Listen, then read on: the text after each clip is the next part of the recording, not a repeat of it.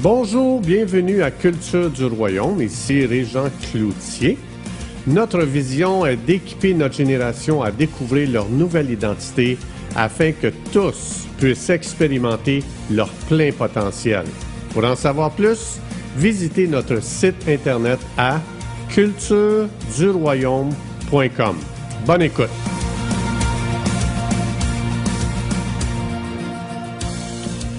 Bonjour, aujourd'hui, je veux continuer sur cette série de la nouvelle identité. On est rendu à la partie 4. Et aujourd'hui, je vous invite à tourner dans votre Bible, dans Colossiens, chapitre 3, verset 10.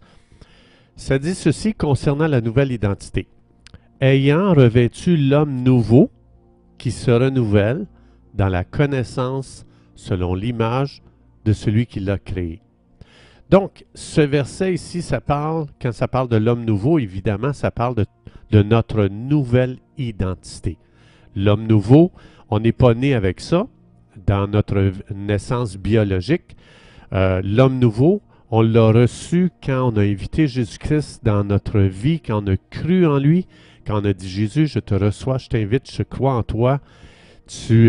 Dieu t'a fait naître de nouveau, tu es né de nouveau et c'est ce qu'on appelle l'homme nouveau. Donc, c'est un nouveau toi que tu ne connais pas, que tu es appelé à découvrir par le Saint-Esprit parce que lui seul peut donner la révélation de l'homme nouveau.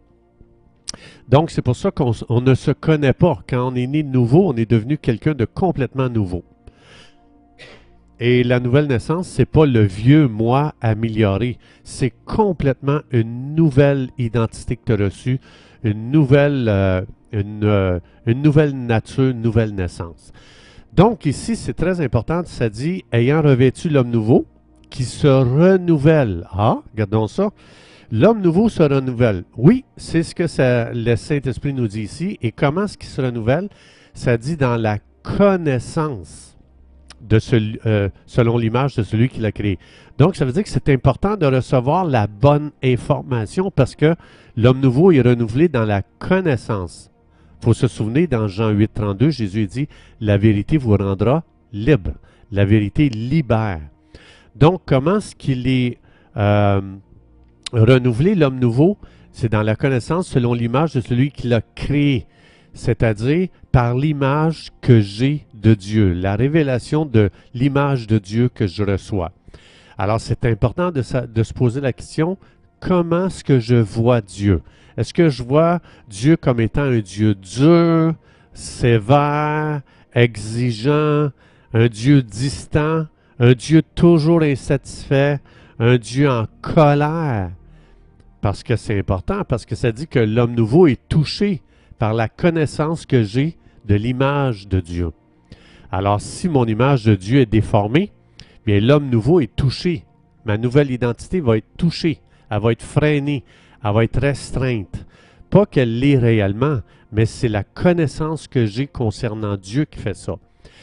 Alors, ou encore, est-ce que j'ai une image d'un Dieu qui est passionné envers moi, qui a un super sourire sur ma vie?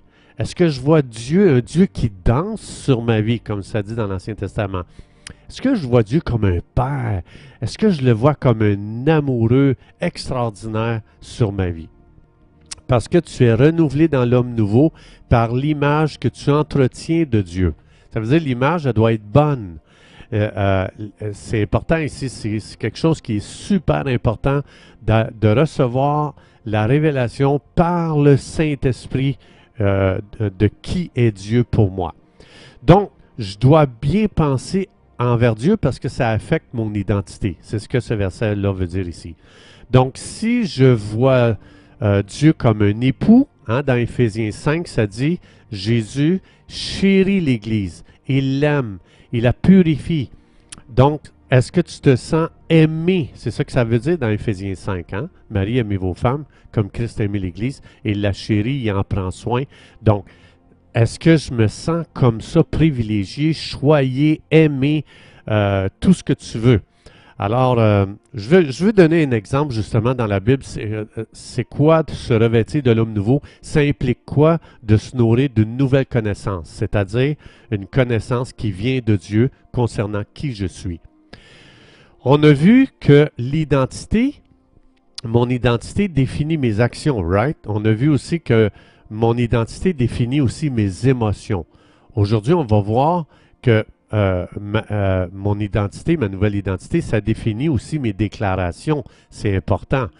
Dans Jean 21, 20, dans l'Évangile de Jean, chapitre 21, verset 20, Jean, il dit, « Je suis le disciple que Jésus aimait. » Ton identité définit aussi tes déclarations, ça définit tes actions, ça définit tes émotions. Voici comment Jean se sentait. Il dit, « Moi, je suis le disciple que Jésus aimait. » Et Jean n'arrêtait pas de répéter cette phrase-là encore et encore. Vous l'avez dans Jean 13, 23, dans Jean 19, 26, dans Jean 20, verset 2, dans Jean 21, verset 7 et au verset 20.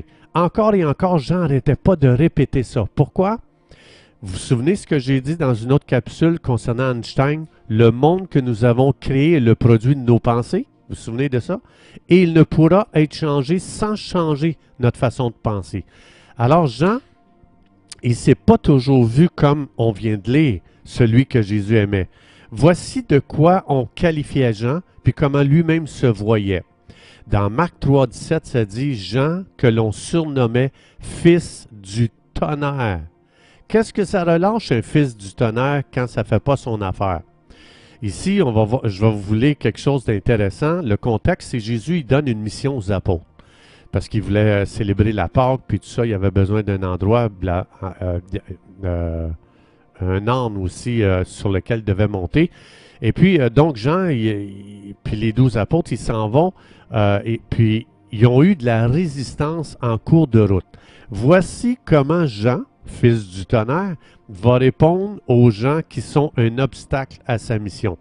Ça dit dans Luc 9, 54, les disciples, c'est-à-dire Jacques et Jean, voyant cela, disent, « Seigneur, veux-tu que nous commandions le feu descendre du ciel et les consumer? » Donc ici, parce qu'il y avait eu de la résistance, il y avait eu de l'opposition concernant la mission que Jésus leur avait donnée, voilà les paroles qui sortent de la bouche de quelqu'un qui est fils du tonnerre. Il veut faire descendre le feu du ciel quand ça ne fait pas son affaire. Je rappelle que notre identité définit nos actions et nos émotions. C'est pour ça que Jean se voyait fils du tonnerre. Fils du tonnerre, devant l'opposition, il fait quoi? Il veut faire descendre le feu du ciel. Il veut réduire les gens en cendres. Parce que ton identité définit tes actions, tes émotions et tes déclarations aussi. Donc, comment il y a eu ce shift-là dans la vie de Jean, l'apôtre Jean? Comment est-ce qu'il en est arrivé de passer, il se voyait fils du tonnerre, puis tout à coup, il se voit celui que Jésus aimait, le chouchou de Dieu. Qu'est-ce qui s'est passé? Bien, Jean, il a appris de Jésus comment à être renouvelé dans l'homme nouveau par la connaissance de Dieu. Regardez bien ici comment Jésus se voyait. Puis il disait aux disciples. Dans Jean 5, 20, Jésus dit « Car le Père aime le Fils ». Comment vivait Jésus? Jésus, il vivait « Wow, moi je suis vraiment aimé par mon Père ». Ça dit « Car le Père aime le Fils et lui montre tout ce qu'il fait et lui montrera des œuvres plus grandes que celles-ci ». Voilà comment Jésus vivait sa vie. Voilà les pensées que Jésus entretenait. Je suis aimé par mon Père. Mon Père me montre plein de choses parce que il m'aime et je l'aime. Mon Père va me montrer encore des œuvres plus grandes. Jésus avait des grandes attentes de jour après jour quand Jésus se levait le matin. Aujourd'hui, c'est une journée que le Père m'aime. Aujourd'hui, le Père va me montrer ce qu'il fait. Et aujourd'hui, mon Père va me montrer encore des œuvres plus grandes que celles d'hier. Donc, c'est comme ça que Jésus vivait sa vie. C'est comme ça que c'est les pensées que Jésus entretenait jour après jour. Donc, Jean, il a appris ce style de vie-là de Jésus. La façon dont je vois Dieu, c'est la façon que je me vois parce que je suis fait à son image. Hein? Dans Colossiens 3.10, l'homme nouveau se renouvelle dans la connaissance selon l'image de celui qui l'a créé. Donc, on ne réalise pas, mais puisque Dieu nous a fait à son image, si je n'aime pas si je ne m'aime pas, comment puis-je aimer mon prochain? Et même Dieu, parce que je suis fait à son image. La Bible dit, tu aimeras ton prochain comme toi-même. C'est pour ça que c'est l'image de Dieu qui est ciblée quand l'ennemi veut que je ne m'aime pas. C'est mon prochain qui est ciblé quand l'ennemi m'amène à dire t'es un bon à rien, personne t'aime, parce que ça va affecter et mon prochain et ça va affecter Dieu aussi, ça m'affecte moi aussi. Donc, commencer à aimer comment Dieu t'a fait est archi important. Et c'est de là qui est important quand la Bible dit repentez-vous. La repentance, ça veut dire changer ma façon de penser sur n'importe quel sujet. Ça veut dire tout ce que je ne pense pas comme Dieu, je devrais me repentir. C'est-à-dire, Seigneur, je ne veux plus avoir cette pensée-là concernant moi-même, mon prochain, concernant toi, etc., concernant n'importe quoi dans ce monde. Je me repens, je change ma façon de penser, je veux avoir la pensée de Dieu sur n'importe quel sujet. Donc, chaque révélation, comme là, concernant l'homme nouveau, la nouvelle nature, chaque révélation que le Saint-Esprit me donne, c'est pour me conduire à la repentance, c'est-à-dire penser différemment sur tous les sujets comme je parlais tantôt. Donc, revêtir le nouvel homme, ça veut dire revêtir une nouvelle image de moi, c'est-à-dire ma nouvelle identité. Donc, ça veut dire, est-ce que tu te vois différemment? C'est-à-dire, est-ce que tu te vois comme Dieu te voit?